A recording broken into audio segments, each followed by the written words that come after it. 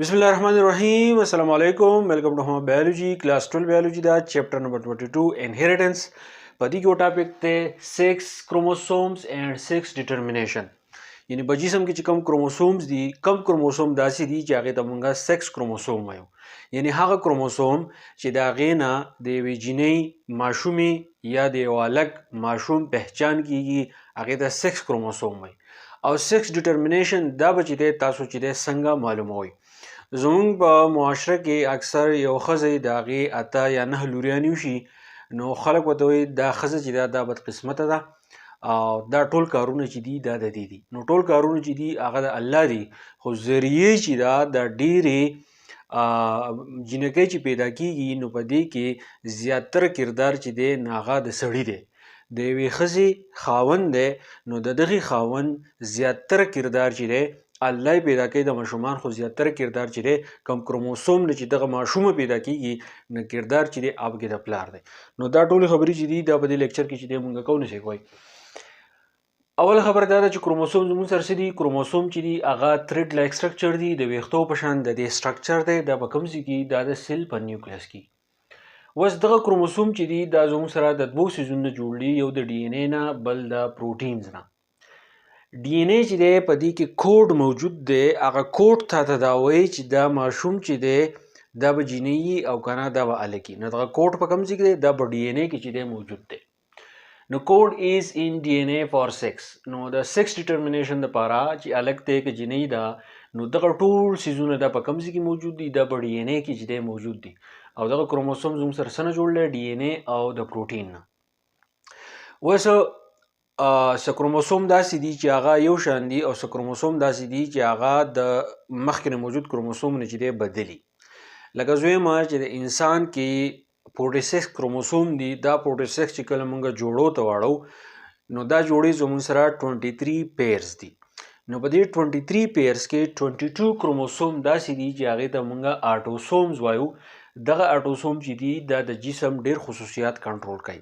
د سرمنې رنګ، د ویښتو رنګ، د سترګې کلر یا نور داسې خصوصیات چې هغه د جسم کنټرول کیږي د 6 ارګنز نه علاوه، نو دغه کروموسوم ته موږ آټوسومز وایو.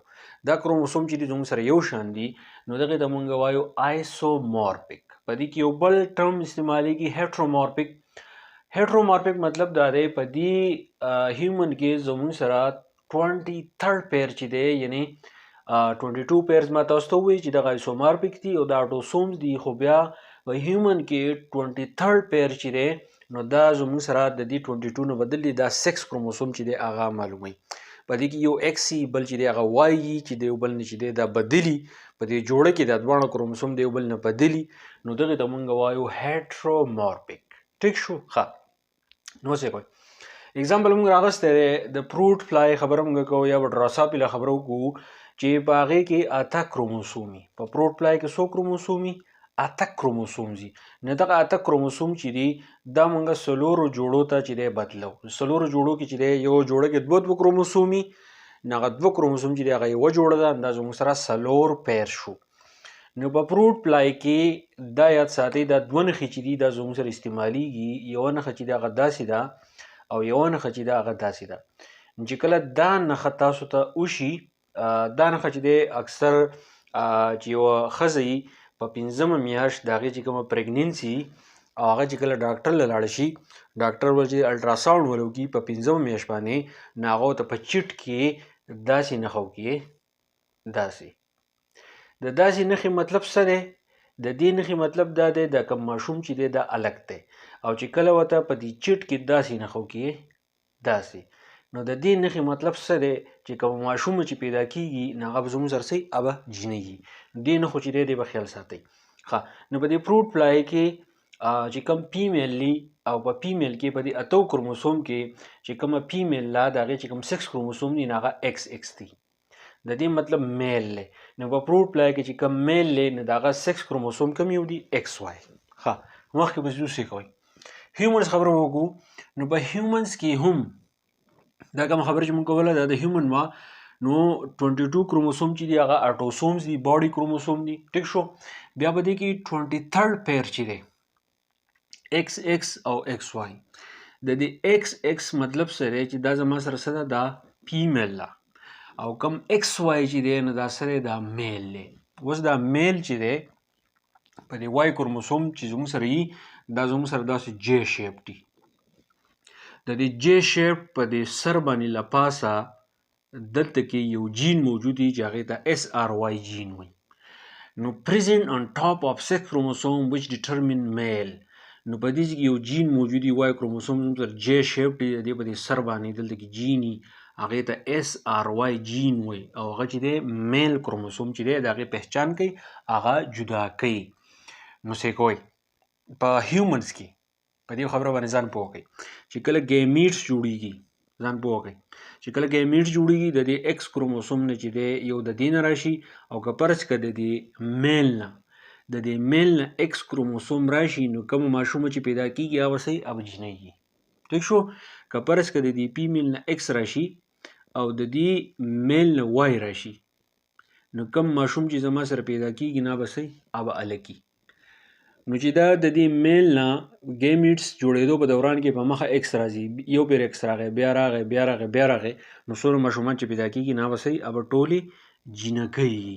نو په دې کې خلک ښځه راسیاره کي وایي ته بدقسمته یې او یا ورته وایي چې ته سپیره یې یا ورته چې دی ډېر نومونه پکې دي خو د خپل زوی ته ونه وایي چې ته سپیره یې ځکه چې د ماشومې د جینۍ دپاره چې کم کروموسوم راځي نو هغه د دې سړي نه راځي ځکه دا ایکس راغی نو دا به د مور په شان دي د ماشومه ښځه د ماشومه چې دی دا به صحیح دا به چې دی جینۍ. ښه اوس ګراس هوپر ته ځو. نو ګراس هوپر کې چې دی 24 کروموسومز دي. ټیک شو. په 24 کروموسومز کې 11 فیرز داسې دي چې هغه اټوسوم دي په دې کې 12 نمبر جوړه یعنې 12 فیر چې دی هغه 6 کروموسوم چې دی معلوموي. په دې کې ګراس هوپر کې چې کله ایکس ایکس وي نو دا فیمیل ده چې کله ایکس وي نو دا میل دی. چې کله ګیمیټ جوړیږي یو ایکس د دې نه راغی دا دواړه ګیمیټ زموږ سره جدا شو. دا ایکس چې کله د ایکس په شان راغی نو دا دواړه ایکسونه د چا په شان دي دا د مور په شان دي نو دا به صحیح دا به زما سره فیمیل وي. که فرض که دا ایکس د ده نه راغی او د دې میل نه پسې دا او راغی نو دا کم ګراس هوپر چې راځي نو دا به صحیح دا به میل وي.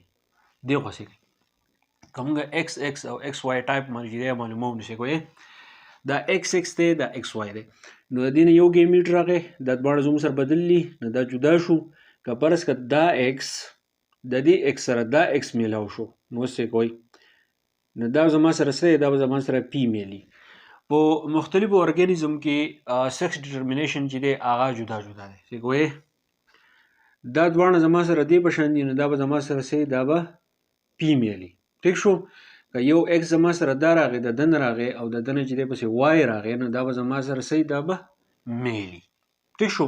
اوس په برډز او بټرفلای کې مونږ معلوموو نو پای کې چې کوم 6 کروموزوم دي هغه زما سره ZZ او ZW دي.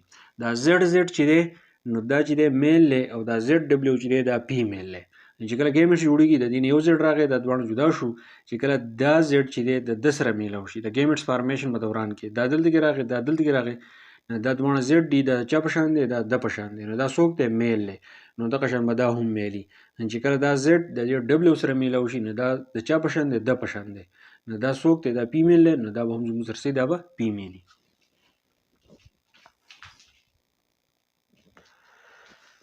نو دا و 6 کروموسوم او سیکس ډیټرمینیشن ګران پکې څه نشته آسان دي سکرین شاټ یې ځان والی. که بیا هم په دې کې څه مشکلات دي نو تاسو ماته په کمنټ کې ووایئ که پوه شوي هم په کمنټ کې ووایئ. انشاءالله میلاو به شو د بل لیکچر سره. تھینک یو ډېر مننه.